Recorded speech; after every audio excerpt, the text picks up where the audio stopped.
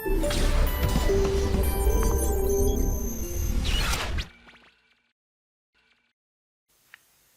morning, students. Today our session will be JEE Mains topics, and as you know, इनके अंदर we will be studying total 4 chapters: sets and relations, mathematical statistics, reasoning and heights and distances. और इसकी importance वैसे मैं क्या बताऊं, I hope आप लोग जानते ही हैं. हर पेपर में at least 3 questions out of these 4 topics रह गई. 4 भी हो सकते हैं, 3 तो रहते ही रहते हैं, जैसा कि पास्ट ईयर्स में देखा गया है. ठीक है ना. तो वी आर एक्सपेक्टिंग कि एटलीस्ट 3 क्वेश्चंस तो इनमें से रहेंगे ही. तो हमें इनको अच्छे से प्रिपेयर करना ही करना है. ठीक है. चलिए, we will be starting with the set theory, set and relation. Set and relations करते हैं, कुछ क्वेश्चंस करते हैं, फिर स्टैटिस्टिक्स, फिर reasoning and then heights and distances. ठीक है. तो सेट्स एंड रिलेशन ऑलमोस्ट आप लोग सब जनों ने सेट्स ऑलमोस्ट पढ़ रखा होगा. रिलेशंस भी हम फंक्शन से पहले पढ़ते ही हैं. तो फटाफट quick revision of the theory. ठीक है ना. सेट क्या होता है? It is a collection of, बाकी जैसे अगर अच्छे से पढ़ना है तो आपको पीडीएफ अटैच मिलेगी वीडियो के साथ में डिस्क्रिप्शन बॉक्स में, तो आप वहां से डाउनलोड भी कर सकते हैं. राइट. तो collection of a well defined objects which are distinct and distinguishable. Sets के अंदर जो अपन एलिमेंट्स डालते हैं वो डिस्टिंक्ट होने चाहिए, एक दूसरे से डिस्टिंग्विशेबल होने चाहिए, है ना. And they must be well defined. ठीक है ना. बाकी notion of sets generally capital letter से कर्ली ब्रैकेट्स के अंदर लगा के लिखा जाता है. Then comes a cardinal number. Cardinal number मतलब होता है नंबर ऑफ एलिमेंट्स. उस सेट में कितने नंबर ऑफ एलिमेंट्स हैं, that is called a cardinal number of the set. Then representation आता है. सेट्स को कैसे रिप्रेजेंट करते हैं? 2 टाइप्स होते हैं, roster form and a set builder form. Roster form में कर्ली ब्रैकेट्स के अंदर जो सेट के एलिमेंट्स हैं उनके बीच में कॉमा लगा के उन्हें डिस्टिंग्विश करा जाता है, उन्हें डिस्टिंक्ट दिखाया जाता है कि ये एलिमेंट्स हैं. और सेट बिल्डर फॉर्म में with the help of a language we build a set. ठीक है ना. By the properties of the elements. ठीक है ना. सो ऐसे लिखते हैं, set contains X where is read as such that properties hold ki x is a natural number less than equals to 10 and so on. So a set is built with the help of with its characteristic properties of an element, with the help of certain language and such symbols. जो यहाँ पर लिखा गया है with the help of such symbols. ठीक है. तो उसको कहते हैं set builder form, set build करना. ठीक है. Then types of sets, finite set जिसमें finite number of elements, infinite set जिस सेट में इनफाइनाइट नंबर ऑफ एलिमेंट्स हो सकते हैं. राइट. सबके कुछ कुछ एग्जांपल्स हैं that you can read. Singleton set, a set containing only 1 element is called a singleton set. Null set, एक ऐसा सेट जिसमें कोई एलिमेंट नहीं आ रहा है, जैसे हम एम्प्टी सेट भी बोलते हैं. और इसको किससे रिप्रेजेंट करते हैं बेटा? By a symbol phi. Phi symbol denotes an empty set. Equivalent set, 2 sets are to be equivalent if their cardinal numbers are same. That means दोनों के number of elements same है, then they are called equivalent sets. Equal sets, cardinal number तो same होना चाहिए ही, साथ ही साथ में हर एक element भी same होना चाहिए. ठीक है ना.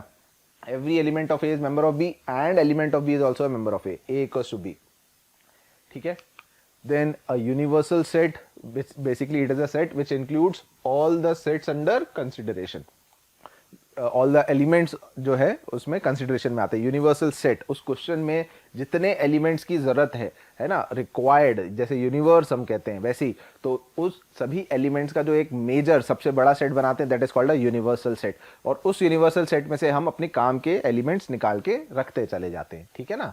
Then comes a disjoint set. Disjoint set का मतलब होता है जब उन दोनों 2 सेट्स के बीच में कोई कॉमन एलिमेंट ना हो, या उनका A intersection B is a null set. There is no common element between any 2 sets, then there 2 sets are called disjoint. Number of elements, इसका कार्डिनल नंबर क्या होगा? A intersection B. अगर 2 disjoint है तो 0 हो जाएगा.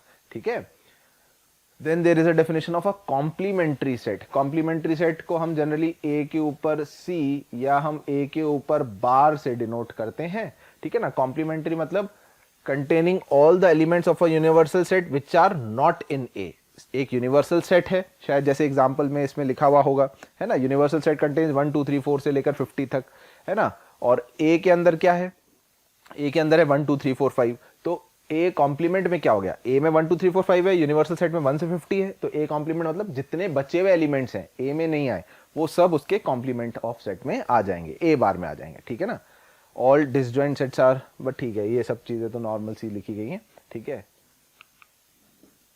देन कम्स अ डेफिनेशन सब set, नाम से पता चल रहा है सब सेट, सेट से सब मतलब छोटा, ठीक है ना। A set A is said to be a subset of B if all elements of A are present in B, set A के हर एक एलिमेंट सेट बी में प्रेजेंट हो, ठीक है ना।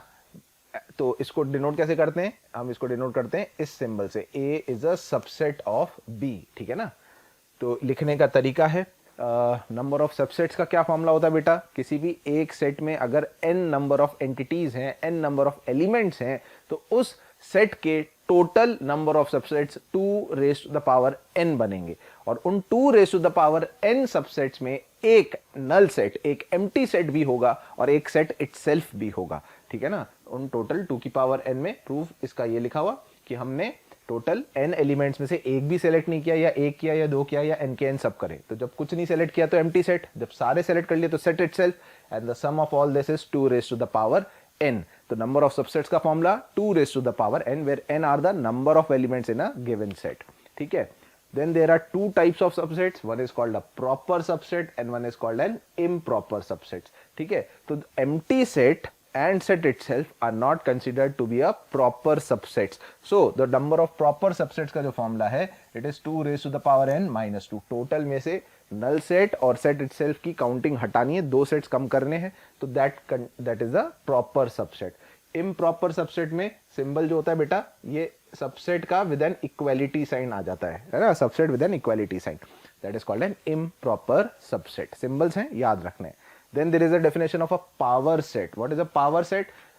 कलेक्शन या एक set which contains all the subsets of a set. एक सेट के मान लीजिए 4 सबसेट्स हैं या 8 सबसेट्स हैं या 16 सबसेट्स हैं, 2 की पावर n में चलेंगे, तो उन सभी सबसेट्स को कंटेन करने वाला सेट, सभी सेट्स को, एलिमेंट्स को कंटेन करने वाला नहीं, सभी सेट के सबसेट्स को कंटेन करने वाला जो सेट होता है that is called a power set, ठीक है ना। So number of elements in power set कितने होंगे? जितने नंबर ऑफ सबसेट्स होंगे उतने पावर सेट के एलिमेंट्स होंगे, 2 की पावर n, ठीक है। अच्छा, उसके बाद आते हैं वेन डायग्राम। आई होप आपने वेन डायग्राम पढ़ा हुआ ही होगा। वेन डायग्राम से हम स्टेटमेंट वाले क्वेश्चंस जैसे होते हैं कि जैसे एक सिटी में 100 फैमिलीज रहती हैं, या 100 फैमिलीज में से 50 फैमिलीज इंग्लिश न्यूज़पेपर पढ़ती हैं, 70 हिंदी न्यूज़पेपर पढ़ती हैं, कुछ दोनों पढ़ती हैं, इस टाइप के क्वेश्चंस, या 3 अलग अलग कैटेगराइज करना, तो 2 एलिमेंट्स का, 2 सबसेट्स का वेन डायग्राम बनाना, 3 सब उनका वेन डायग्राम बनाना, है ना, वो सब हम जो है वेन डायग्राम्स के थ्रू करते हैं। और जो पूरा सैंपल स्पेस या यूनिवर्सल सेट बनाते हैं उसके ही सबसेट्स अंदर लेके करते हैं, ठीक है।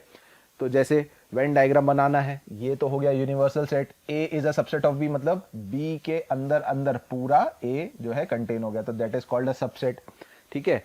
A is a set, then complement of A, ये एक यूनिवर्सल सेट था, ये सेट ए था, तो बाहर वाला जो ग्रीन से आपको दिख रहा है ये पूरा क्या हो गया? कॉम्प्लीमेंट हो गया, ए का कॉम्प्लीमेंट्री सेट हो गया, ठीक है। अच्छा, नाउ अगर ए इंटरसेक्शन बी, ए और बी डिसजॉइंट है तो उनका कोई कॉमन नहीं आएगा, तो यूनिवर्सल सेट में ए को और बी को अलग कर सकते हैं। कुछ कॉमन आ रहा है जैसे ये बना रखा है, ठीक है ना। तो आपने अगर पहले के मेरे लेक्चर्स देखे हैं तो उनमें भी मैंने आपको प्रोबेबिलिटी वगैरह में बताया था, नंबरिंग करके कर लेना चाहिए, बहुत आसान हो जाता है। Third region represents the common of A and B, तो that represents A intersection B, number of elements in A intersection B. 1 + 3 is total number of set A, 2 + 3 number of elements in set B, 1 + 2 + 3 that is number of elements in A union B, A और B। उसका formula भी होता था n of A union B, क्या formula होता था?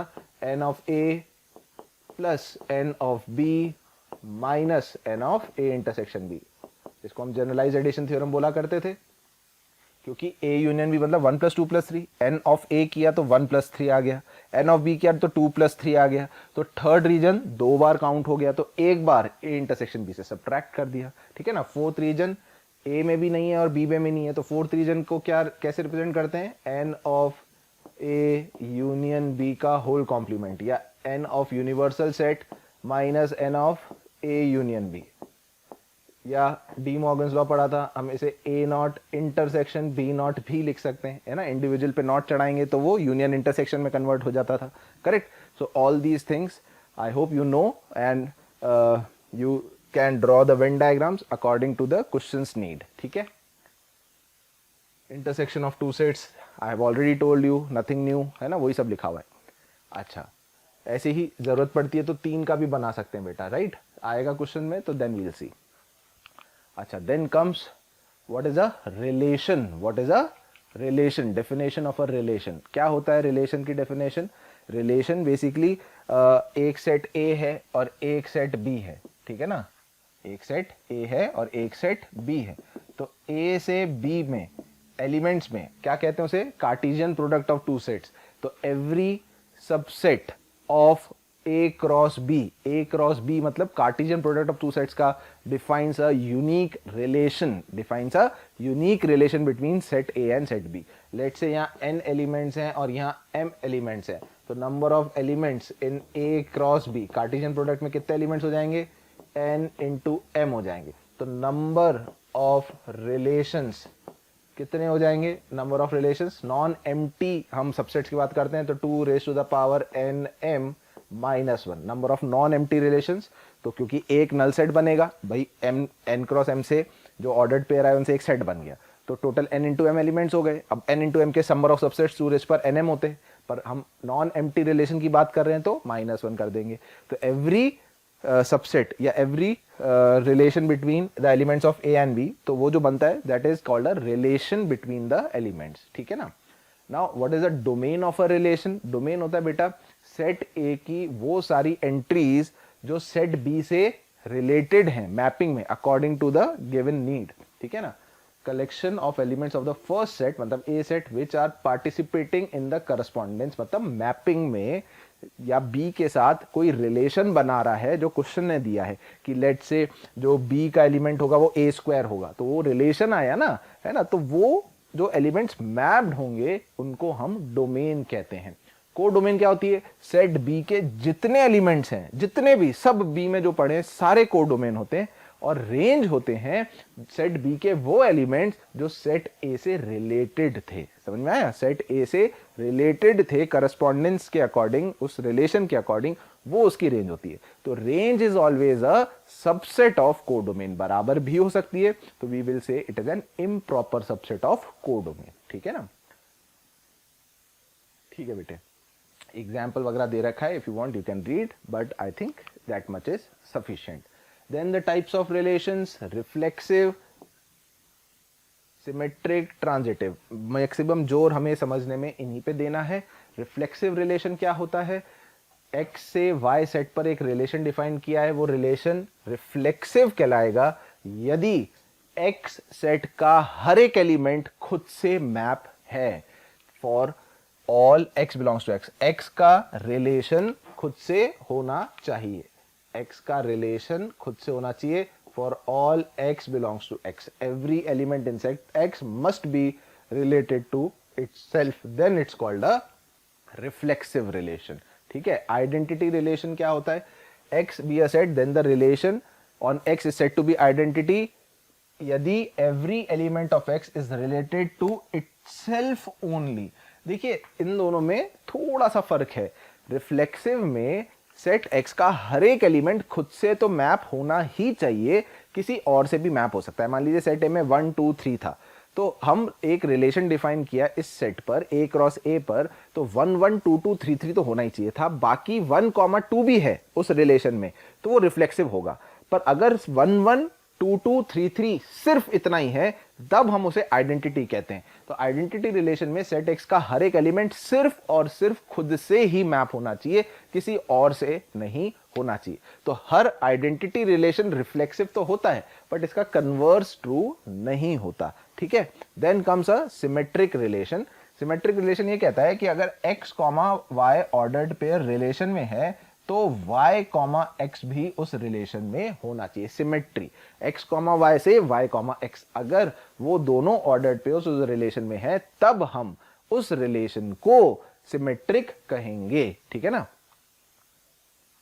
अच्छा, then comes a transitive relation. What is a transitive? Transition होना। केमिस्ट्री में पढ़ते हैं ट्रांजिशन स्टेट, एक से जंप करके दूसरे से तीसरे स्टेट पे ट्रांजिशन में जाना, ठीक है ना। तो अगर x y रिलेशन में था, अब y से स्टार्ट होने वाला y z ordered pair relation में है, तो x और z का भी आपस में रिलेशन होना जरूरी है, then it's called a transition. x से y में गया, y से z में गया, तो x और z में भी रिलेशन होना चाहिए, then it's called a transitive relation. ठीक है, कुछ नोट के पॉइंट्स हैं that you can read and understand. Every null relation is a symmetric and transitive, every singleton relation is a transitive relation, ये याद रखने की चीजें हैं।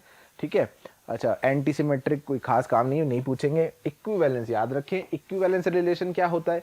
अ relation is said to be equivalence if it is reflexive, symmetric and transitive at the same time. एक relation जो reflexive, symmetric और transitive तीनों है, उसको हम इक्विवेलेंस रिलेशन बोलते हैं। ठीक है ना।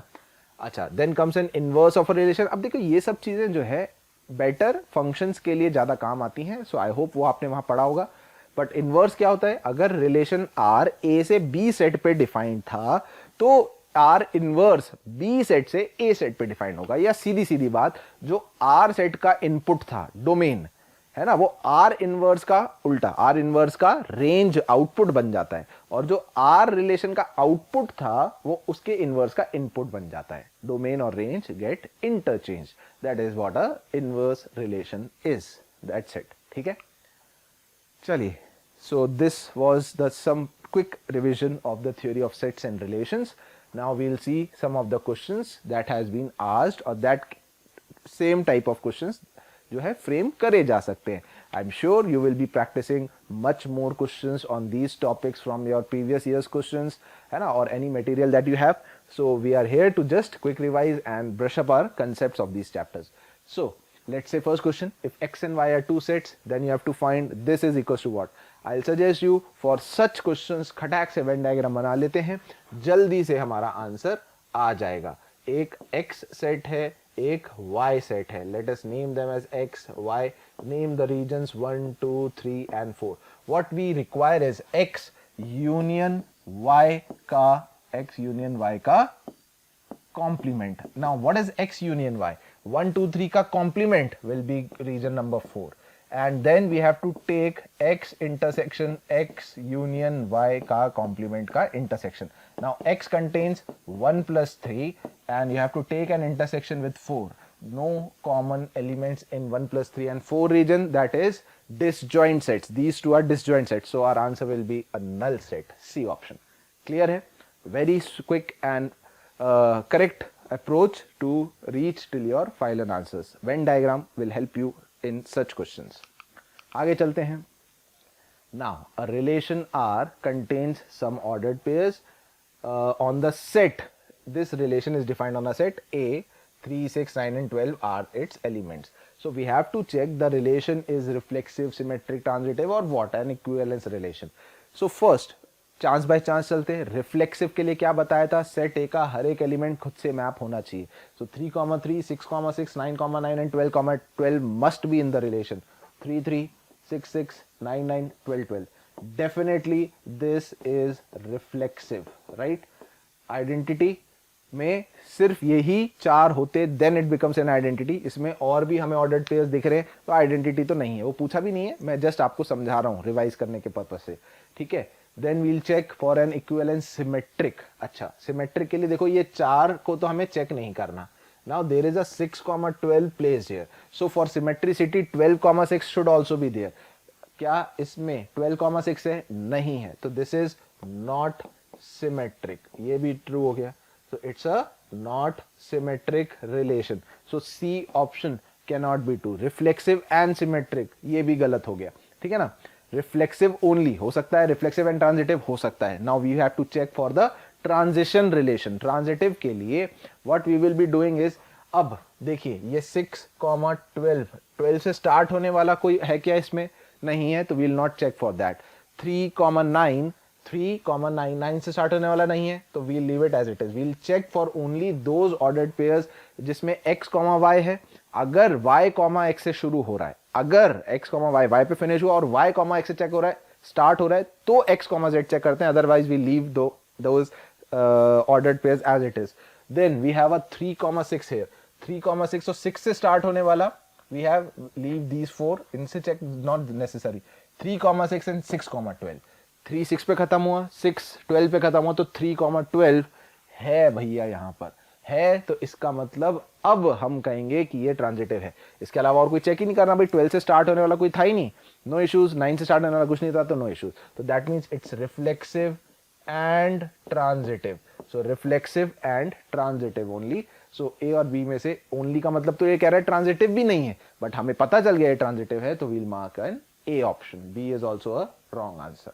क्लियर है, समझ में आया बेटा कैसे प्रोसीड करना है? आगे चलते हैं। Let R be a real line, कोई भी एक रियल लाइन है। Consider the following subsets of the plane R cross R. Basically X axis और वाई एक्सिस की बात कर रहा है, Cartesian plane R cross R में एस एक रिलेशन है ordered pair containing X comma Y where Y is equal to X plus one और एक्स सिर्फ इतना सा है 0 से 2 तक। तो अगर मान लीजिए मुझे एस सेट को नंबर लाइन पे प्लॉट करना हो तो कैसे प्लॉट करूंगा? स्ट्रेट लाइन है, x को 0 रखने पे y की वैल्यू 1 आ रही है ओपन, और x को 2 रखने में y की वैल्यू 3 आ रही है। करेक्ट है क्या? तो 0 से लेकर 2 तक, 1 से लेकर 3 तक इसका आउटपुट जाएगा। Such will be the graph. Just हमने बना लिया। और ऐसे ही x minus Y is an integer, t is a set जिसमें x माइनस वाई इंटीजर है, हमें ये देखना है। तो चेक करना है कि इनमें से कोई इक्विवेलेंस है या दोनों नहीं है या एक है, कौन सा है वो चेक करना है। सबसे पहले s की बात करते हैं। तो अगर s सेट की मैं बात करूं और इसके रिफ्लेक्सिव होने के लिए मैं चेक करूं, तो रिफ्लेक्सिव के लिए क्या करना है मुझे? y is equal to X, X और y इक्वल करना है, x कॉमा x होना चाहिए था। तो जैसे ही मैं ये करूंगा तो x is equal to X plus one cut जाएगा, विच इज नॉट ट्रू। तो it is not true, that means it is not reflexive। तो it is not reflexive, then it cannot be an equivalence। आगे मैं check करके time waste ही नहीं करूंगा ना यार। इक्विवेलेंस जो भी स्पेलिंग है ना, इट्स नॉट इक्विवेलेंस, ये तो तय है। तो both S and T R equivalence relation, गलत हो गया, ठीक है ना। S is an equivalence relation, ये भी गलत हो गया। अब या तो एस तो नहीं है, अब या तो टी होगा या नहीं होगा, that we have to check. तो let us jump on to R T relation, जिसमें कि हमें x माइनस वाई एक इंटीजर दे रखा है।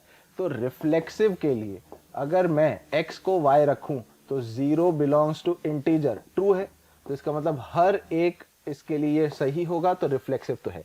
Now symmetricity, for symmetricity I am saying that x minus Y is an integer i।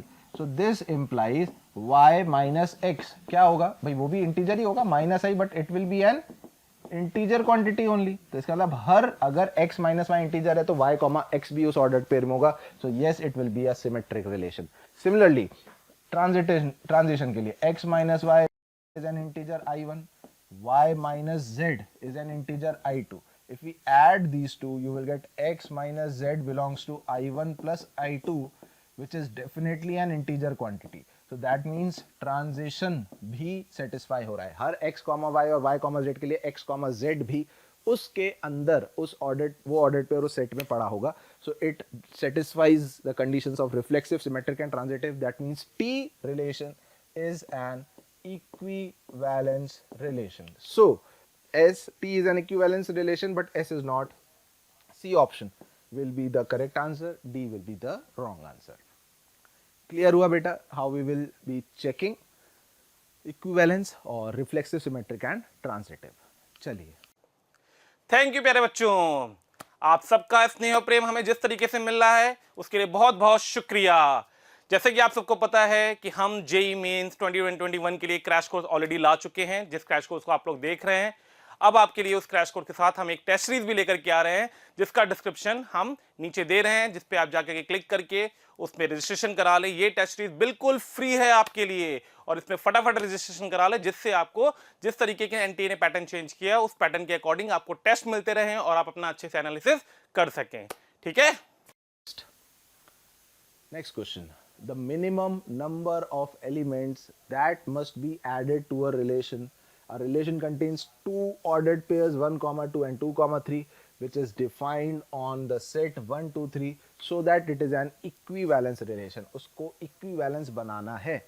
सबसे पहले रिफ्लेक्सिव की बात कर लेते हैं। तो अगर हम इसे रिफ्लेक्सिव बनाना चाहते हैं तो क्या हमें इसमें 1, 1, 2, 2 और 3, 3 तो ऐड करना ही करना पड़ेगा। इसके अलावा तभी हम उसे रिफ्लेक्सिव इक्विवेलेंस के लिए कर सकते हैं। तो 3 तो यहाँ से आ गए।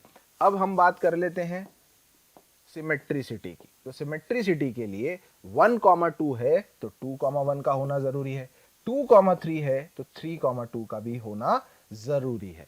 तो सिमेट्रिसिटी के लिए भी ये दो एलिमेंट्स तो ऐड करने ही पड़ेंगे। अब हम बात कर लेते हैं ट्रांजिशन की। तो ट्रांजिशन में 1 से शुरू होकर 2 पे खत्म हुआ, 2 से शुरू होकर 3 पे खत्म हुआ, तो 1,3 होना चाहिए था। क्या अभी हमने 1,3 देखा? नहीं, तो 1,3 होना चाहिए। 1,3 डालते ही हमें सिमेट्री की भी ध्यान रखनी है। 1,3 आया तो अब सिमेट्रिसिटी ब्रेक हो गई इक्विवेलेंस के लिए, तो क्या हमें यहाँ 3,1 भी ऐड करना ही पड़ेगा। तो इन दोनों से ये सिमेट्रिक भी हो गया और ट्रांजिशन भी हो गया। अब 1,2 2 से स्टार्ट होने वाला, 2,1, तो 1,2 2,1 से 1,1 हमने ऐड कर दिया।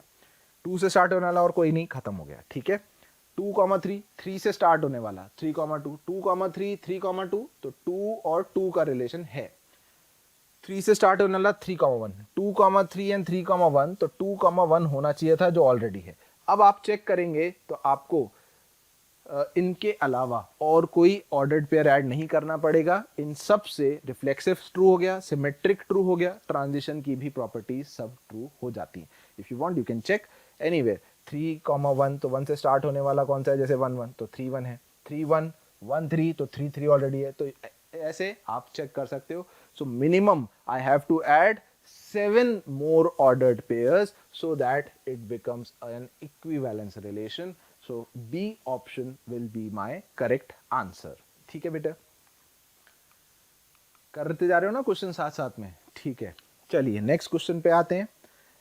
Now we have been given a set X which contains elements defined like this, n is a natural number, and Y contains elements which are defined in this way where n is the set of natural numbers. तो X union Y क्या होगा? सबसे अच्छा तरीका X के कुछ elements हम देख लेते हैं ना क्या आ रहे हैं। n को अगर नेचुरल नंबर मैंने रखा, n को 1 रखा, n को 1 रख के what will I be getting? n को 1 रखने पे 4 की पावर 1 -3 -1 तो 0।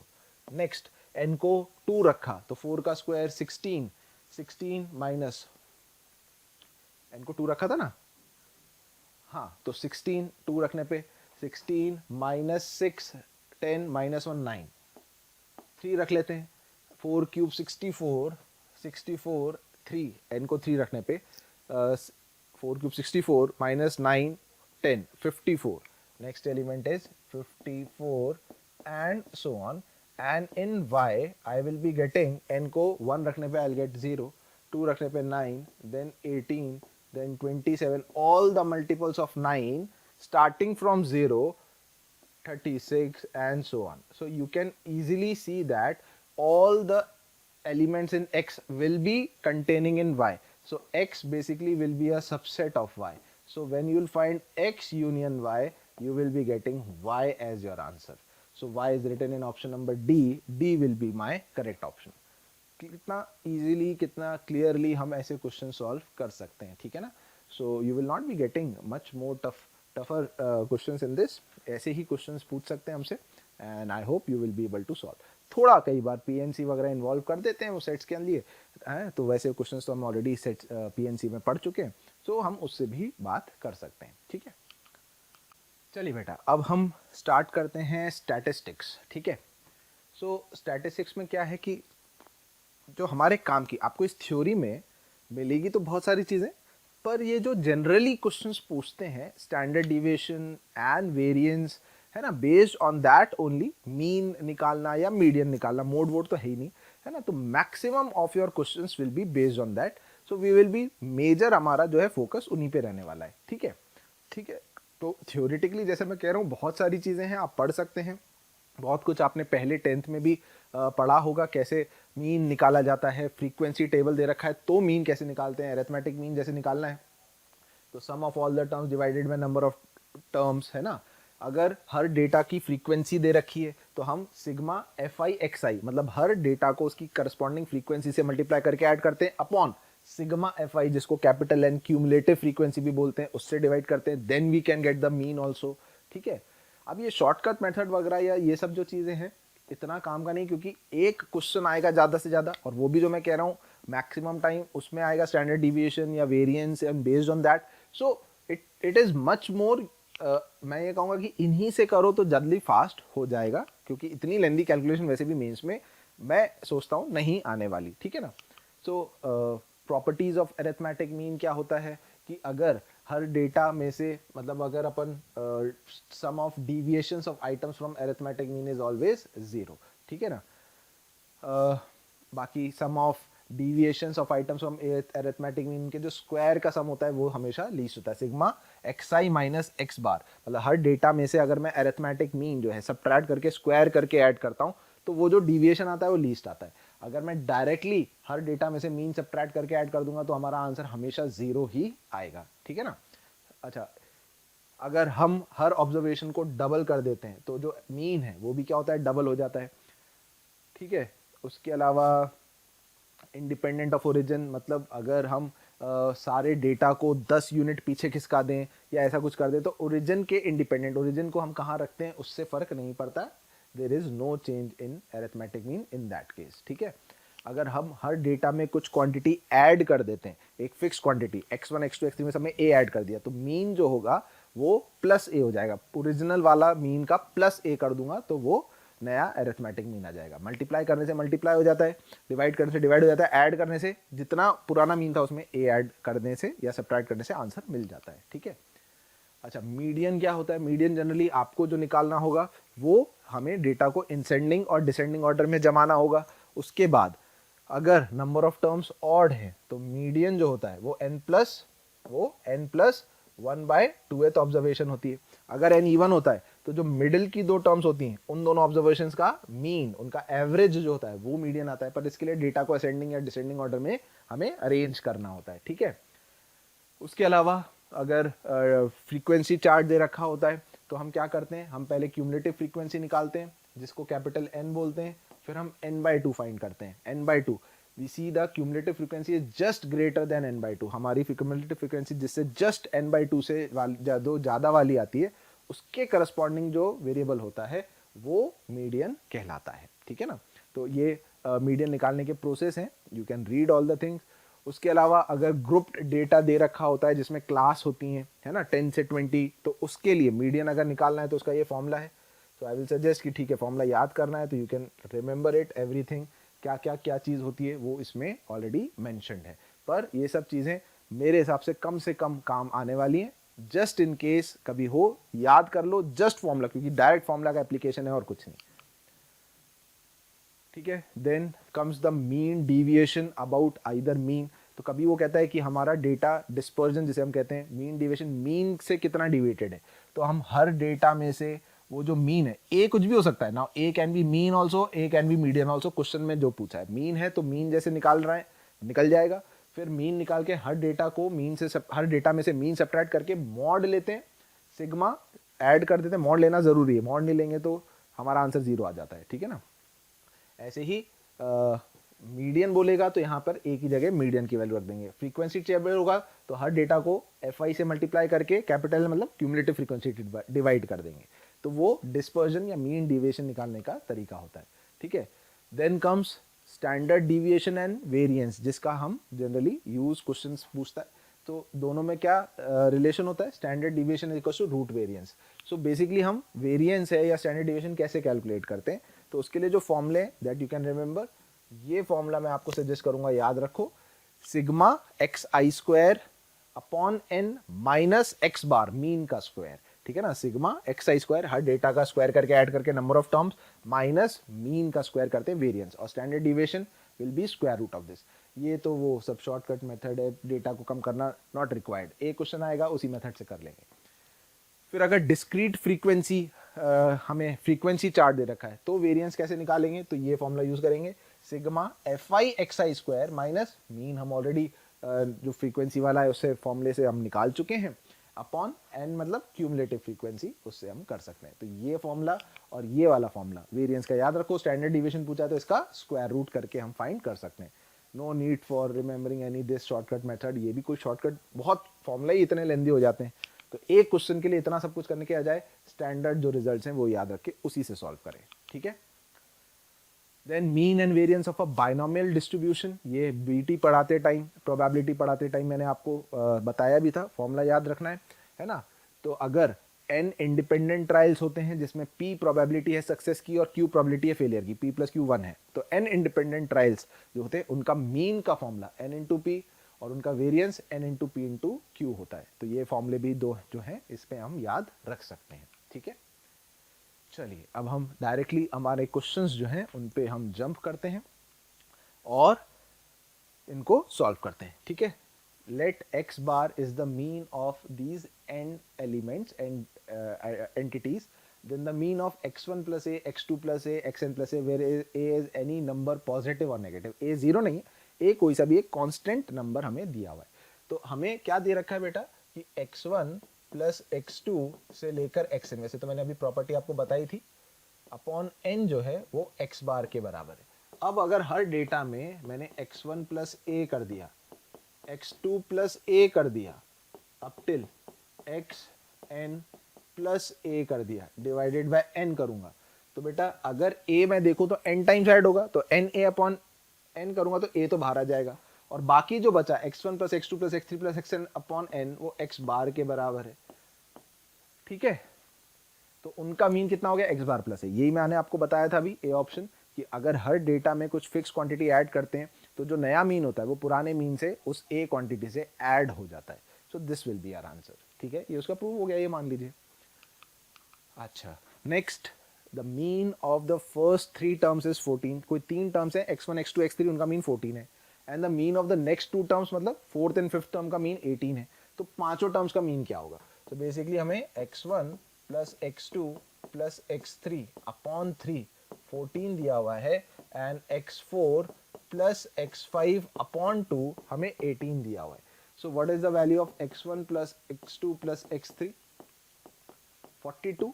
And what is the value of x4 plus x5? That is 36.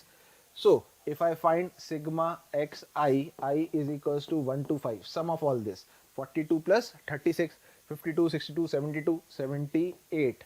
So what will be the mean in सबका sum divided by the number of terms?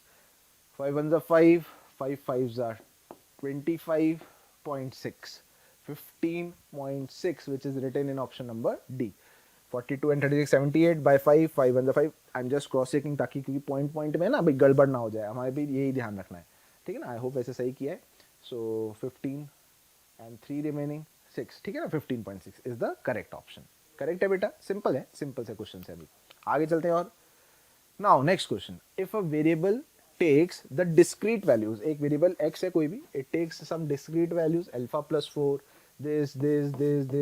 this alpha plus 5 where alpha is positive, then the median of this data will be what? Median alpha positive है, तो median के लिए कितनी values हैं? पहले तो देखो 1 2 3 4 5 6 7 8, we have total all together 8 values. तो पहले हम इसे असेंडिंग ऑर्डर में जमा लेते हैं। सबसे छोटा कितना होगा भाई? सबसे छोटी वैल्यू कौन सी होगी? 7.2 अल्फा में से 7.2 मतलब कितना? 3 पॉइंट समथिंग सब्ट्रैक्ट हो रहा है, तो alpha minus 7/2 will be the smallest value, then alpha minus 3 will be coming, then alpha minus 5/2 will be coming, then alpha minus 2 is coming, alpha minus 2 के बाद alpha minus half is coming, after alpha minus half alpha plus half, then alpha plus 4 and alpha plus 5, ठीक है ना। तो ascending order में जमा दिए 1 2 3 4 5 6 7 8, when the number of terms are even, तो जो मिडिल की 2 टर्म्स होंगी, मिडिल की जो 2 टर्म्स होंगी, 3 इधर 3, उनका average will be the median. So our median will be alpha minus 2 plus alpha minus half divided by 2, which is 2 alpha minus 5/2 upon 2 और alpha minus 5/4. This will be our answer. Alpha minus 5/4 is written in A option. That will be our correct answer. I hope clear हो गया। Median कैसे find करना है हमने देखा ही था, ascending descending order में लगा के, और फिर वो जो हमने फॉर्मूला पढ़ा था, अगर ऑड है नंबर ऑफ टर्म्स तो मिडिल टर्म, और अगर इवन है तो 2 मिडिल टर्म्स का average will be the median, ठीक है। Next, the standard deviation of 7 scores, in 7 scores का 7 जो स्कोर्स है इनका स्टैंडर्ड डिविएशन क्या होगा? तो बेटा स्टैंडर्ड डिविएशन का फॉर्मूला क्या था? What was the formula of standard deviation?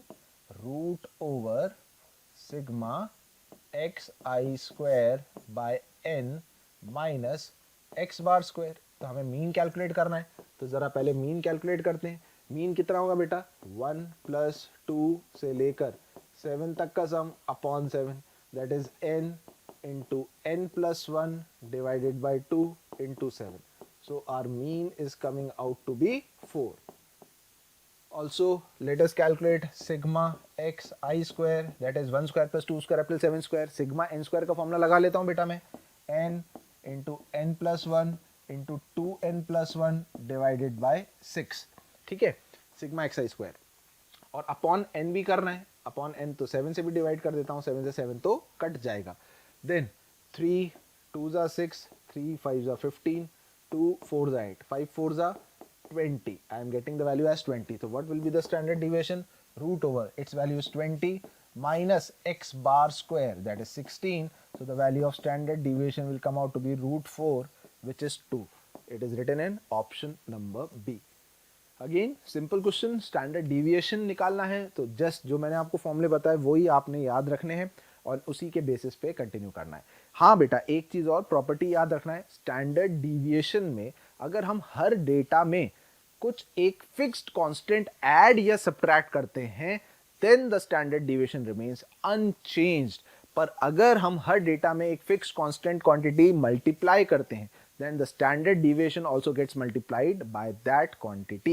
मतलब अगर हमने हर डेटा में 2 मल्टीप्लाई किया तो आप उस 2 को छोड़ दो, पुराने वाले डेटा से स्टैंडर्ड डिविएशन कैलकुलेट कर लो और हमारा नया जो स्टैंडर्ड डिविएशन का आंसर आएगा वो उसका इंटू 2 आ जाएगा। अगर हर डेटा में हमने 5 5 5 5 5 5 ऐड कर दिया तो डजेंट मैटर, ऐड मत करो, ओरिजिनल डेटा से ही स्टैंडर्ड डिविएशन निकालो, वही हमारा आंसर आएगा। वेरिएंस की बात करें तो it remains unchange if added और subtracted some quantity with every data. Multiply अगर हर डेटा में करते हैं तो वेरिएंस उसके स्क्वायर से चेंज होता है, क्योंकि स्क्वायर आता है स्टैंडर्ड डिविएशन का, है ना, स्क्वायर रूट नहीं आता उसमें। ठीक है, ये दो प्रॉपर्टी याद रखेंगे तो कैलकुलेशंस में कुछ उसमें आसानी रहेगी। ठीक है, next question, in a series of 2n observations half of them are equal to a and the remaining half are minus a। मतलब n ऑब्जर्वेशंस तो a है, n observations, and the remaining n observations are minus a. Remaining n observations are minus a. If the standard deviation of the observation is 2, ठीक है, सबसे पहले अगर मैं इनका मीन कैलकुलेट करूं तो मीन तो ऑफकोर्स मुझे दिख रहा है 0 होगा बेटा, जब सम करूंगा तो 0 आ जाएगा। सो और अगर सिग्मा एक्स आई स्क्वायर में करूं तो a square plus a square plus a square कितनी टाइम्स ऐड होगा? 2n टाइम्स, तो 2n a square. What is the formula of standard deviation?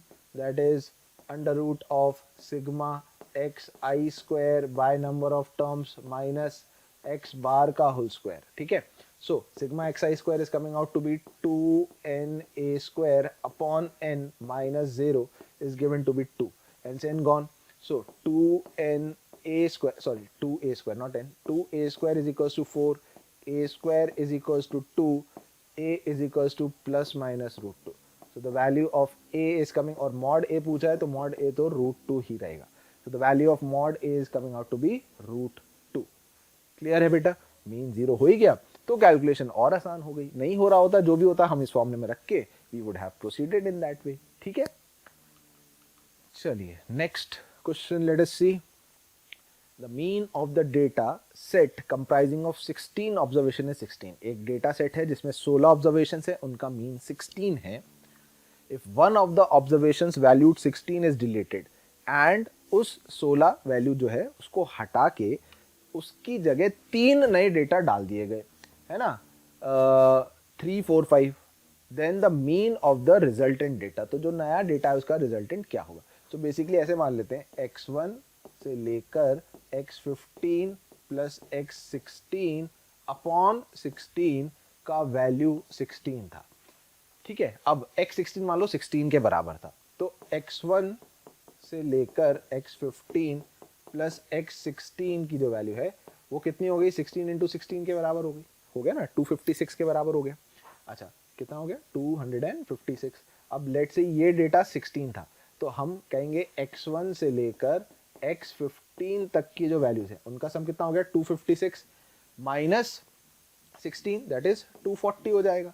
अब उसकी जगह 3 डेटा और रख दिए, तो x1 से लेकर x15 तक का तो था ही, और इसमें हमने एक 3, एक 4 और एक 5 ऐड किया, मतलब 5 4 9 एंड 3 12 और ऐड कर दिया, तो इनका सम कितना हो गया 252 हो गया। तो अब अगर मुझे इनका मीन निकालना है, तो मीन का क्या मतलब हुआ 252 divided by number of terms, 15 16 17 18, अब नंबर ऑफ टर्म्स तो 18 हो गए। So this is what now I have to calculate, ठीक है ना।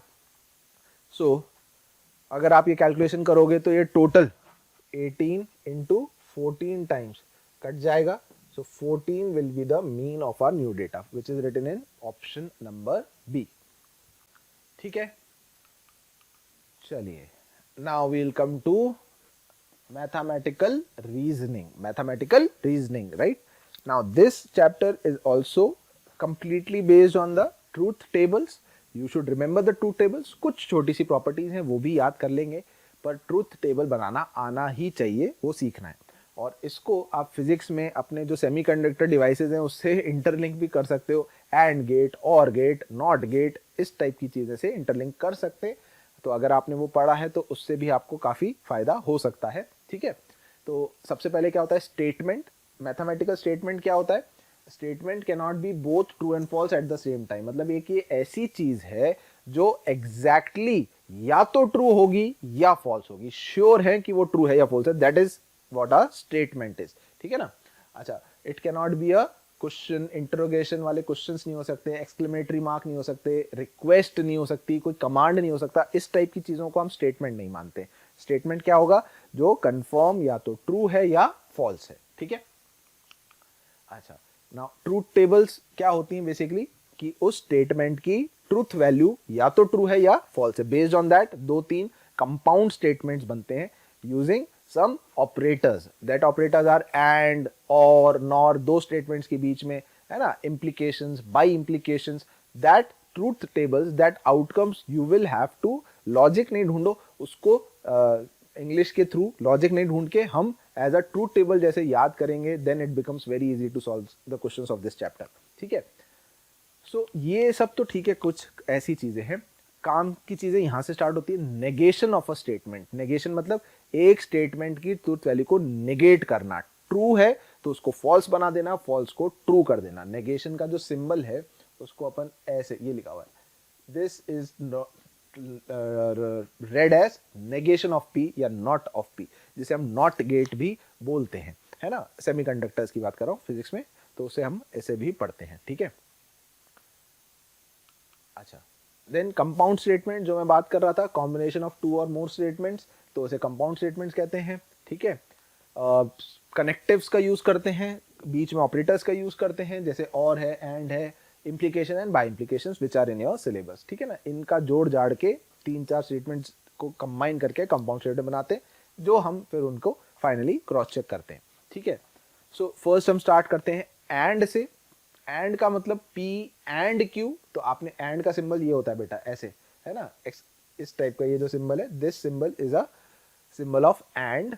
तो P एंड Q, अगर दोनों की ट्रूथ वैल्यू ट्रू होगी तभी P एंड Q ट्रू होगा, ठीक है ना। Switch, 2 switches connected in series, मान लो सीरीज में कनेक्टेड है दोनों जो स्विच हैं, जब ऑन पोजीशन पे होंगे तभी करंट फ्लो करेगा, वैसा कुछ, ठीक है। तो अगर एक भी इनमें से फॉल्स है, 2 स्टेटमेंट के टोटल 4 कॉम्बिनेशन बन सकते हैं ट्रू एंड फॉल्स के, दोनों ट्रू हैं तभी ट्रू, अदरवाइज फॉल्स, याद करना है ना, सबके ट्रूथ टेबल्स याद करने हैं एंड स्टेटमेंट का। देन कम्स अ कनेक्टिव और के लिए वी सिंबल, ये उल्टा वी था, यहाँ वी सिंबल आता है। और 2 स्विचेस कनेक्टेड इन पैरेलल, मान लो एक भी कनेक्टेड है एक भी ट्रू है तो चलेगा, तो दोनों ट्रू हैं तो चलेगा ही, एक ट्रू है तो भी चलेगा, दोनों फॉल्स हैं तो गड़बड़ हो गई। सो this is a truth table of और स्टेटमेंट, और का सिंबल वी, एंड का सिंबल उल्टा वी, ठीक है, या उसे बोलते थे ना एक्सपोनेंट वाला जैसे सिंबल होता था मैथ में, उस टाइप का। Then comes a negation of a compound statement, तो ये डी मॉर्गन्स लॉ जैसा है बेटा, P और Q जैसे यूनियन होता था उसका नेगेशन करते थे तो not of P and not of Q हो जाता था, वो यहाँ पर होगा। And similarly negation of P and Q will be negation of P or negation of Q, and will be converting into or will be into and, दोनों के negation के साथ statements के, ठीक है ना। तो ये भी अपन जो है याद रख सकते हैं। ये तो ठीक है, नेगेशन ऑफ पी करोगे तो पी आ जाएगा, वो ठीक है, नथिंग एज सच। कुछ ऐसी प्रूफ करने के लिए क्वेश्चन कर दिया आपने, प्रूफ करना है ये जो हमने प्रॉपर्टी लिखी थी, ठीक है ना, कि ये वाली प्रॉपर्टी ट्रू होगी, तो ऐसा negation of P and Q जो है वो नेगेशन ऑफ पी और नेगेशन ऑफ क्यू के बराबर है। करना चाहो कर लो, ट्रूथ टेबल सीखना है कैसे बनते हैं, ऐसे सीख जाओगे। पी और क्यू के लिए 4 कॉम्बिनेशंस लिखे। नेगेशन ऑफ पी मतलब ट्रू है तो फॉल्स, ट्रू है तो फॉल्स, फॉल्स का ट्रू, फॉल्स का ट्रू। नेगेशन ऑफ क्यू बना लिया। हमें पी एंड क्यू चाहिए, पी एंड क्यू हमें पता है जब दोनों ट्रू होंगे तो ट्रू आएगा, अदरवाइज फॉल्स आएंगे, ये बना लिया। अब पी एंड क्यू का हमें क्या चाहिए, नेगेशन, तो ट्रू का फॉल्स, फॉल्स का ट्रू, फॉल्स का ट्रू, फॉल्स का ट्रू बना लिया। राइट साइड में negation of P, negation of Q के बीच में और चाहिए, फॉल्स फॉल्स फॉल्स, फॉल्स और ट्रू, ट्रू ट्रू और false, true true and true, true और ट्रू। तो अब आप इन दोनों को कंपेयर करो तो सेम आ रहा है ना, ये दोनों की ट्रूथ वैल्यू सेम है, इसका मतलब ये दोनों इक्वल थे। तो ट्रूथ टेबल ऐसे बनाए जाते हैं। एंड का और का याद कर लिया, 2 डी मॉर्गन्स लॉ जैसे मैंने बताए थे वो हमने याद कर लिया। जो जो याद करने की चीजें मैं बता रहा हूँ, ये तो वही प्रूफ है जो बता रहे हैं, no need to read it.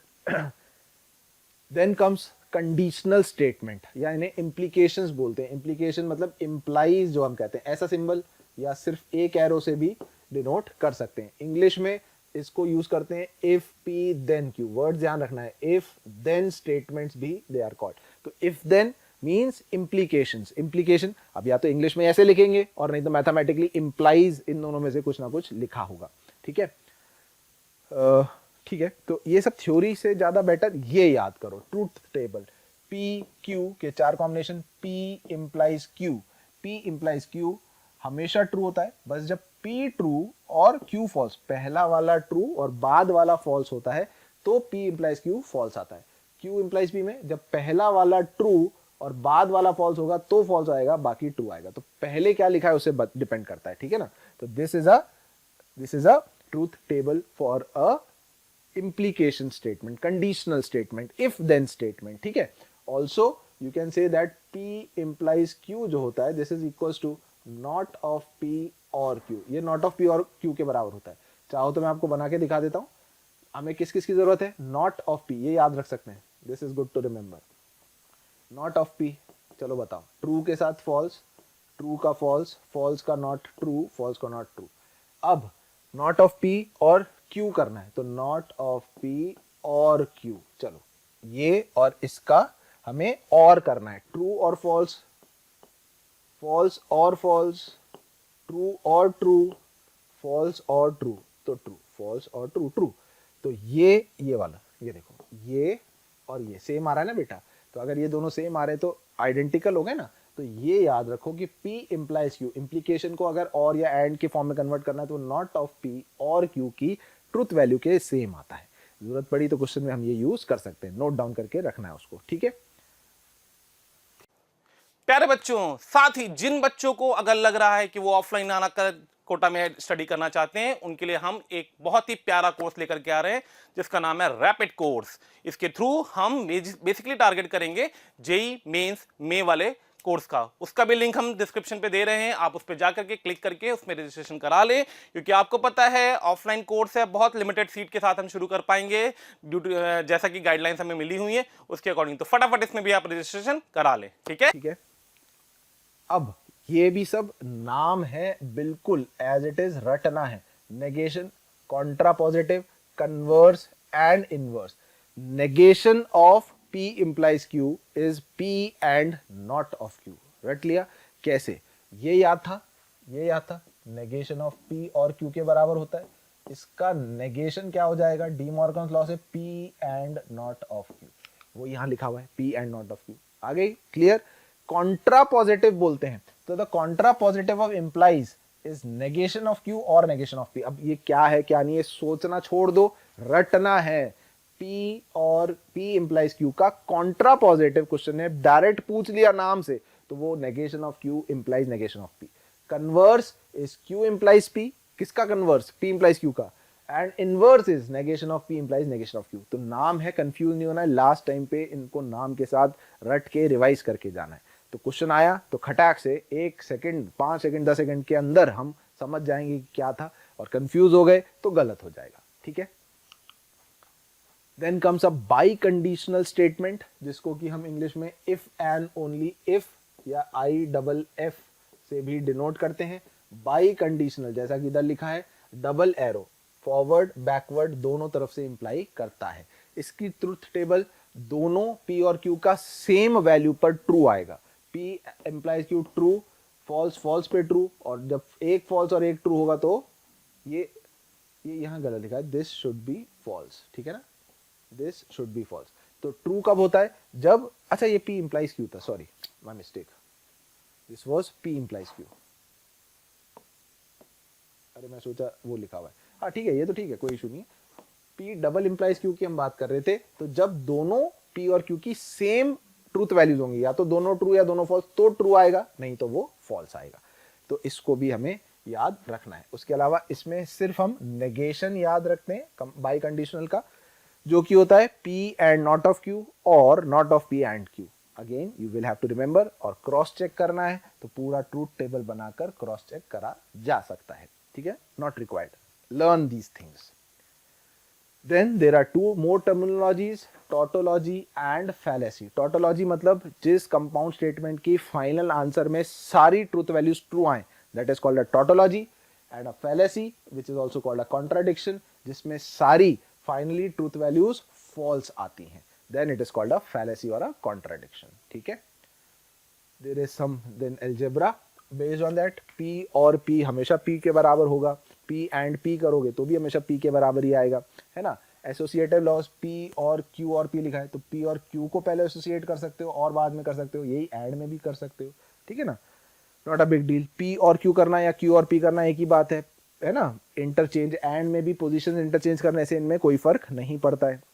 Distributive P and Q और R, तो इसको P को हम Q पे और R पे डिस्ट्रीब्यूट कर सकते हैं, P एंड Q दोनों के बीच में, और P एंड R सिमिलरली और है तो हम उसको डिस्ट्रीब्यूट कर सकते हैं, ठीक है ना। तो ये नॉर्मल जैसे सेट्स में भी ऑपरेशंस होते हैं, वैसे ही इसमें भी ऑपरेशंस जो है अलजेब्रा के यूज कर सकते हैं, ठीक है। अच्छा, P is any statement and T is a tautology, C is a contradiction या फैलेसी। तो P और ट्रू हमेशा करोगे तो ट्रू ही आएगा हमेशा। P भाई और में जब भी एक स्टेटमेंट ट्रू हो गया तो ट्रू ही आता है ना आंसर। P एंड ट्रू करोगे तो इसकी वैल्यू P के बराबर आएगी। P और कॉन्ट्राडिक्शन, P एंड कॉन्ट्राडिक्शन हमेशा कॉन्ट्राडिक्शन आएगा, ठीक है। तो छोटी छोटी चीजें हैं, रीड कर सकते हो, समझ सकते हो, ये डी मॉर्गन्स लॉ मैंने आपको समझा ही दिया है ना। क्वेश्चंस में एप्लीकेशन पार्ट जो है that we should be doing now. चलिए कुछ क्वेश्चंस देखते हैं बेटा अब हम इसमें। So the first question, negation of the conditional statement, if it rains then I shall go to school. If it rains then, compound है ना, इफ देन स्टेटमेंट है, इसका नेगेशन अभी हमने फॉर्मूला मैंने आपको बताया था, क्या था नेगेशन इसका, ये हमें याद करना था, ये रहा, negation of this is P and not of Q। तो इसी फॉर्मेट में पढ़ना है। जो पहला स्टेटमेंट है P उसको एज इट इज पढ़ेंगे, बीच में एंड है तो इंग्लिश में एंड आना चाहिए, और Q का नेगेशन वाला स्टेटमेंट हमें देखना है। तो देखें जरा, पहला स्टेटमेंट था इफ इट रेन्स, तो मतलब it rains is a first statement, and I shall go to school का I shall not go to school, I will not go to school, and लगाना है। It rains and I shall go to school गलत हो गया, हमें तो P and not of Q करना है ना बेटा। It rains and I shall not go to school, बिल्कुल सही, correct. If it does not rain and I shall, ये तो लिखा ही गलत है, none of this, B option इसी फॉर्मेट में ये जो है पढ़ा, जिसमें पढ़ना है वैसे लिखा गया है, तो इसका बी सही आएगा। डायरेक्ट फॉर्मूला बेस्ड था, आया समझ में, चाहे वो इंग्लिश की फॉर्म में पूछे चाहे वो ट्रूथ टेबल की फॉर्म में पूछे। Which of the following is logically equivalent to this, इसके लॉजिकली इक्विवेलेंट क्या है यार। देखो ये इंप्लीकेशन स्टेटमेंट है इंप्लीकेशन। अगर मैं नेगेशन ऑफ P को थोड़ी देर के लिए R मान लूं, तो ये R इंप्लाइज Q का नेगेशन लिखा हुआ है। अभी हमने पढ़ा था इसका नेगेशन किसके बराबर होता है, R and not of Q। अच्छा अब R कितना था, R कितना था, नेगेशन ऑफ P, तो ये हो गया negation of P and negation of Q के बराबर, करेक्ट है ना। negation of implies is P and not of Q, so negation of this will be this and not of Q, so negation of P and negation of Q is written in option number D, so D will be the correct answer. इतना ही fast होंगे अगर ये direct formula base जो मैंने बताया उस पर based हुए। तो ट्रूथ टेबल बनाना है वो भी हम कर रहे हैं, ट्रूथ टेबल भी बना के कर लेंगे जिनमें जरूरत होगी उनमें। ठीक है, चलिए नेक्स्ट। अब जैसे कि ये है, ये कॉन्ट्राडिक्शन है, टोटोलॉजी क्या चेक करना है, तो अब इसमें हमें बेसिकली जो है ट्रूथ टेबल बनाना होगा।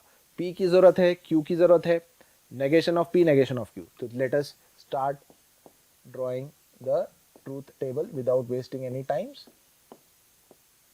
ठीक है भाई, true true true false false true false false, negation of P false false true true, negation of Q false true false true।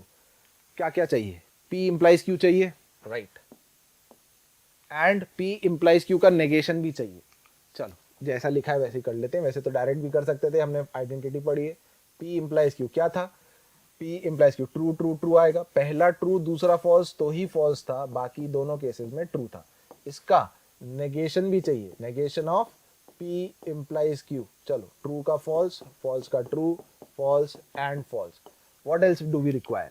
We require negation of P और negation of Q, negation of P और negation of Q। चलो negation of P और negation of Q, ये रहा, इन दोनों का और, false and false का फॉल्स, फॉल्स एंड ट्रू का ट्रू, ट्रू एंड फॉल्स का ट्रू, ट्रू एंड ट्रू का ट्रू, ये और हो गया। Now what you require, now you require इसके और इसके बीच में बाई कंडीशनल। ठीक है ना, ये मान लो L है और ये मान लो M है, तो L bi conditional M is what we require. तो जब दोनों सेम होते थे, जब दोनों सेम होते थे तो ट्रू आंसर आता था, तो ट्रू आता था, और दोनों अलग अलग होते थे तो फॉल्स आता था। This is our final outcome. So the question was saying कि ये क्या है, tautology contradiction, neither tautology nor contradiction can not come into conclusion. Tautology होता तो सब ट्रू होते, फैलेसी होता तो सब फॉल्स होते, ऐसा नहीं है, तो it's neither a tautology nor a fallacy. So that means our option will be C option, that will be the correct answer. Conclusion तो आ ही गया, आंसर तो आ ही गया ना, तो कंक्लूजन तो है हमारे पास। ठीक है, चलिए next question, the Boolean expression this is equivalent to, ये बुलियन एक्सप्रेशन किसके बराबर है। अब देखो यार, ये जो क्वेश्चन है ना, इनको हम जल्दी से चाहे ना तो वेन डायग्राम से भी कर सकते हैं। तो मैं आपको हर क्वेश्चन में कुछ अलग अलग टेक्निक सिखा दे रहा हूँ, है ना। तो मतलब ये हमें समझ में आना चाहिए कि हमारे पास बहुत सारी अप्रोचेस हो सकती हैं क्वेश्चंस को टैकल करने की। Truth table can one of the ways, properties can one of the ways. अब जैसे P and not of Q लिखा है, ये 1 2 3 4 ऐसे कर लेता हूँ। ठीक है, अच्छा P का मतलब क्या हुआ, P का मतलब हुआ, मैं लिखता रहता हूँ 1+2। ठीक है, 1+2 एंड करना है नॉट ऑफ Q, Q का Q में 2 3 था, एंड हो गया 1+4। ठीक है, तो सबसे पहले इनका एंड करूंगा तो कितना आएगा, 1 आ जाएगा। ठीक है, अब इसका मुझे और करना है Q के साथ, Q मतलब 2+3 के साथ। ठीक है, और फिर इसका मुझे और करना है not of P and Q, not of P, what is not of P, 3+4 का एंड करना है Q के साथ जो कि है 2+3। ठीक है बेटा, सो 2+3, इन दोनों का एंड में क्या आ रहा है, 3 आ रहा है, 1 का और 2+3 के साथ, और इसका और किसके साथ, 3 के साथ। ठीक है, सो ये हो गया 1+2+3 के बराबर, और करूंगा भाई 3 और ऐड करके क्या ऐड होगा, 1+2+3। Now what is 1+2+3, that is P union Q, that is P और Q। तो P और Q is written in B option, so that becomes the correct option. Correct है, कितना सिंपल है। देखो तो वेन भाई हर चीज मैं आपको बता रहा हूँ, ट्रू टेबल से भी कर सकते थे, वेन डायग्राम से भी कर सकते थे। तो हमारे पास बहुत दो ऑप्शंस हो रहे हैं ना करने के, जब दो ही अगर स्टेटमेंट्स हैं तो ट्रूथ टेबल जो है बनाने की बजाय वेन डायग्राम से ट्राई कर लो, हो सकता है उससे जल्दी हो जाए। ठीक है, तो हमारे पास चॉइसेस आ जा रही हैं। चलिए नेक्स्ट, द फॉलोइंग स्टेटमेंट, यहाँ थोड़ा सा करेक्शन है बेटा, यहाँ इम्प्लाइज है, यहाँ बीच में इम्प्लाइज है। P implies Q का इम्प्लीकेशन है किसके साथ, negation of P implies Q implies Q, तो बहुत सारे इम्प्लीकेशंस हैं, तो हमें फाइनली चेक करना है कि किसके इक्विवेलेंट है। सो सबसे बढ़िया ट्रूथ टेबल तो बना ही लेते हैं, हमें P की जरूरत है, Q की जरूरत है, नेगेशन ऑफ P की जरूरत है, नेगेशन ऑफ Q की जरूरत नहीं है। तो let us start drawing the truth table, P Q negation of P, this is what we require, and then implications, तो वो हम चेक कर लेंगे। true, true, true, false, false and true, and false and false. Negation of P, false, false, true, true. आगे देखो, P और Q का implication चाहिए, तो पहले तो P implies Q हम जानते हैं, दोनों ट्रू, पहला ट्रू और दूसरा फॉल्स तो ही फॉल्स होता था, बाकी ट्रू होता था, ये काम खत्म. Negation of P implies Q, negation of P implies Q हमें चाहिए, तो negation of P implies Q, false and true, true, false and false, true, true and true, true, पहला ट्रू दूसरा फॉल्स, पहला ट्रू दूसरा false, then it is false. चलिए, इसका काम हो गया, इसका काम हो गया. वी ऑल्सो रिक्वायर, अच्छा Q तो है मेरे पास, है ना, Q तो ऑलरेडी है. अब negation of P implies Q का Q के साथ इम्प्लीकेशन करना है, मतलब L का Q के साथ इम्प्लीकेशन करना है. L इंप्लाइज Q, चलो देख लेते हैं. L इंप्लाइज Q कितना है? True, true, true, true, false, false, true, true, true, false, false, true. ये हो गया काम. तो ये राइट हैंड साइड वाला पूरा हो गया. अब P इंप्लाइज Q का इस राइट हैंड साइड वाले के साथ फिर से इम्प्लीकेशन, मतलब P इंप्लाइज Q का इसका, है ना, इसका इस वाले के साथ, ये लेट से M है, फिर से इम्प्लीकेशन करना है, तो P इंप्लाइज Q का हमें इम्प्लीकेशन M के साथ करना है. True, true, true, false, false, true, true, true, true, true, true, true. तो फाइनल हमारा सारा जो ट्रूथ वैल्यू है ट्रू आ रही है, मतलब it is a tautology. So it is a tautology which is written in A option. खत्म, काम खत्म, बढ़िया. तो ध्यान से सोच के, अगर बिना गलती के ट्रूथ टेबल दिमाग में फिक्स है हमारे, जो बेसिक मैंने बोले याद करने को, तो हम बहुत फटाफट क्वेश्चंस टैकल कर पाएंगे. ठीक है बेटा, very good. So that will B, I think, sufficient for mathematical reasoning. You will be able to solve. And finally, last we will be coming to heights and distances. Now this is थोड़ा geometry involved है, थोड़ी trigonometry involved है. बाकी concept wise तो सिर्फ दो ही चीज़ें हैं, angle of elevation and angle of depression. Angle of elevation horizontal से किसी एक point से जब हम ऊपर की तरफ देखते हैं, तो वो जो angle बनता है line of sight का, that is angle of elevation. और ऊपर से जब हम नीचे की तरफ देखते हैं, तो ऊपर की horizontal line से जो नीचे लाइन ऑफ साइट जा रही थी, उसका एंगल बनता है, that is angle of depression. That's it, दो टर्म्स. बाकी ज्योमेट्रिकली क्वेश्चंस हैं that we will be tackling. ये भी आपने थोड़ा 10th से पढ़ा है, इसमें थोड़ा सा कई बार 3D के डायग्राम्स आ जाएंगे, है ना. 3D में हमें डायग्राम सोचना होगा, एंगल ऑफ एलिवेशन ऐसे जा रहा है, टॉवर पे है, क्लाउड है, जो भी है, तो from there we will be solving the questions. ठीक है, तो angle of elevation and angle of depression, directly questions पे आते हैं. We will be tackling some questions so that हम प्रैक्टिस कर सकें, थोड़ा सा रिवीजन हो जाए. So the angle of elevation of the top of a tower from 2 points A and B on the ground distant A and B from the tower are complementary. There is a tower and from 2 points like this, let's say this is A point and this is B point, this is C point, and this is the top of a tower. If this is making an angle alpha, then this is making an angle 90 minus alpha. Question में given है, they are making a complementary angles, angle of elevations जो है. ठीक है, if the line A B passes to the foot of the tower, then the height of the tower will be what. उसके अलावा और क्या दे रखा था? A and B. अच्छा, this is the distance A from the foot of the tower and this is distance B from the foot of the tower. So H upon A, first equation, H upon A will become tan alpha. ठीक है, and H upon B will become tan 90 minus alpha, which is equals to cot alpha. Second equation. ठीक है, so from the second equation, H upon B is equals to 1 upon tan alpha. And I will be putting the value of tan alpha from here, that is h by a. So I will get h upon b is equals to a upon h. H square is equals to ab. So h becomes, because it's a height, positive value, root ab. So the height of the tower is coming root ab. Option number C is the correct option. बहुत simple है, simple trigonometry इस question में, simple geometry. जो लिखा है diagram, बस ध्यान से पढ़ के सही से डायग्राम बनाओ एंड देन प्रोसीड. ठीक है बेटा, चलिए नेक्स्ट क्वेश्चन देखते हैं.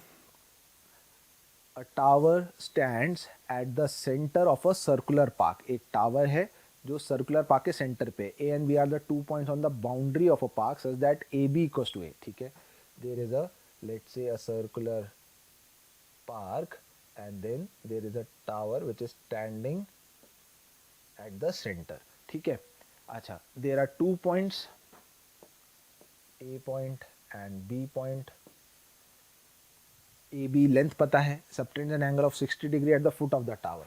ये जो है ये फुट ऑफ द टावर पे 60 डिग्री एंगल सबटेंड कर रहा है. अच्छा, ये जो है दिस एंगल इज 60 डिग्री. ठीक है, और ए बी लेंथ ए के बराबर है. तो बेटा ये जो ट्राइंगल है, let's say this is O and this is tower. आप समझ रहे हो 3D में एक सर्कल है, सर्कल के बीच में ऐसे टावर है, सर्कमफ्रेंस पे 2 पॉइंट है. तो उन दोनों पॉइंट्स, 2 पॉइंट से जो सेंटर पे एंगल बन रहा था 60 डिग्री का था. अब ये रेडियस है, ये रेडियस है, तो ये आइसोसेलेस ट्राइंगल था, ये दोनों एंगल सेम थे. अब बिकॉज दिस इज 60 तो this becomes an equilateral triangle. So this is also an A side length and this is also an A side length. Apart from that, अच्छा, और ये जो टावर है ये it will be making an 90 degree angle with the horizontal and subtend an angle of 60 degree at the foot of the tower and the angle of elevation of the top of the tower from A or B. A या B से angle of elevation देखो तो 30 degree दे रहा है वो, मतलब top of the tower पे ये जो angle आ रहा है ये 30 डिग्री आ रहा है. तो basically कुछ ऐसा हो गया, this is a tower, let's say this is point A, the angle of elevation is 30 degree from A till O. This distance is A because this is an equilateral triangle. So we have to calculate the height of the tower. Simple, khatam. Height of a tower, h upon A is tan of 30 degree. So h becomes A by root 3. This will be our answer. A by root 3 is written in C option. C becomes the correct answer. So visualize करना, ध्यान से diagram को सोचना is very much important in heights and distances. ठीक है बेटा, चलिए next question करें. कर रहे हैं ना आप ट्राई, साथ साथ में करते रहिएगा, फटाफट आपके भी आंसर आ जाने चाहिए. If the angle of elevations of a top of a tower from 3 collinear points A B C on a line leading to the foot of a tower are 30, 45 and 60 degree respectively. Okay, there is a tower, then there are 3 points on the horizontal and the angle of elevations from the 3 points A B C are what 30 degree. तो जितना point दूर होगा उतना angle of elevation कम आएगा. This is B point and this is C point. This angle is given to be 30 degree, this is given to be 45 degree and this is given to be 60 degree. ठीक है, तो you have to find height. हमें नहीं पता tower की, let us say this is H, let say then the ratio of A B is to B C. A B is to B सी का ratio निकालना. Late से this is x, this is y and this is z. AB is to BC, that is you have to find z upon y. Correct है? This is what we need to find. So let's say this is point number D and this is point number E. Point नाम दे दिया. तो सबसे पहले h upon x is tan 60 degree. मैं लिखता रहता हूँ, h by x is tan 60 degree. Then h upon x plus y, h upon x plus y is tan of 45 degree and h upon x plus y plus z, h upon x plus y plus z is tan 30 degree. From here I'll get x is equals to h by root 3. From here I'll get x plus y is equals to h and x plus y plus z is equals to root 3h. Now I need to find z by y. तो z कैसे आएगा, अगर मैं इन दोनों को subtract कर दूं, है ना, इन दोनों को, तो z कितना आ जाएगा बेटा, रूट 3 माइनस 1 इंटू एच. ये बना लिया. And I require y also. So y के लिए मैं सेकेंड और फर्स्ट को सब्ट्रैक्ट कर देता हूँ. तो y will be what, h into 1 minus 1 by root 3, that is h into root 3 minus 1 by root 3. Therefore, z upon y. When you will divide z by y, h root 3 minus 1 will get cancelled and you will just get root 3. Z by y is coming out to be root 3. So root 3 is to 1. C option again, it's written in C option. So root 3 is to 1 will become our correct answer. ठीक है बेटा? Again a simple geometry and a simple calculations. Just हिम्मत रख के करते जाना है, सही डायग्राम बना के कंफर्म हो जाएगा क्वेश्चन सॉल्व. ठीक है, चलिए next question. a man is walking towards a vertical pillar in a straight path at a uniform speed. At a certain point A on the path, he observes that the angle of elevation at the top of a pillar is to be 30 degree. Let's say this is a pillar. From certain point A, he observes at the top of the pillar, let's say of height h, and he observes that the angle of elevation is 30 degree. ठीक है. After walking for 10 minutes from A in the same direction, at a point B, he reaches at some point B. 10 minute चला, मान लो ये A distance है, ये B distance है, तो angle of elevation is observed to be 60 degree. So then the time taken, अच्छा वो constant uniform speed से चल रहा है, then the time taken in minutes by him to reach from B to pillar. अच्छा B से उसके foot of the pillar तक पहुंचने पे उसे कितना टाइम लगने वाला है, that is what we have to calculate. ठीक है भाई. तो सबसे पहले h upon a plus B जो है, ये तो कितना है tan 30 डिग्री. ठीक है, मतलब a plus B is equals to √3h, और h अपॉन बी जो है ये tan 60 डिग्री है. ठीक है, मतलब b कितना हो गया भाई, h बाय √3 के बराबर हो गया, h बाय √3. तो अगर मैं a और b में रिलेशन निकालना चाहता हूँ तो मैं एक काम करता हूँ, यहाँ से h की वैल्यू उठा के इसमें रख देता हूँ. तो a plus B is equals to √3 into H कितना है √3 b. तो a is equals to 2 times b आ गया. b मतलब a डिस्टेंस का हाफ डिस्टेंस है, मतलब अगर मान लो ये 10 किलोमीटर चला था तो अब 5 किलोमीटर चलना है उसे.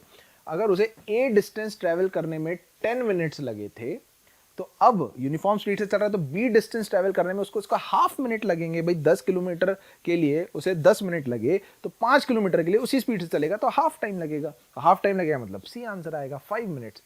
ही will take 5 more minutes. Total time पूछता तो 10 प्लस 5 15 आंसर कर देते, होता ऑप्शन में अगर पूछता तो. I hope it's clear. तो जितना भी रेशियो आएगा उसके हिसाब से हम टोटल टाइम बचा हुआ जो है कैलकुलेट कर सकते हैं. Not a big deal. थोड़ा सा घुमा दिया टाइम वाइम के साथ, बाकी क्वेश्चन तो सिंपल सा ही है. ठीक है. अच्छा चलिए, let us see one more question now. Let a vertical tower A B have its end A on the level ground. अच्छा ए बी एक टावर है, तो मतलब ये बी हो गया, तो लेवल ग्राउंड पर ए पॉइंट दिया हुआ है. और क्या दिया हुआ है, लेवल ग्राउंड मैंने बना दिया.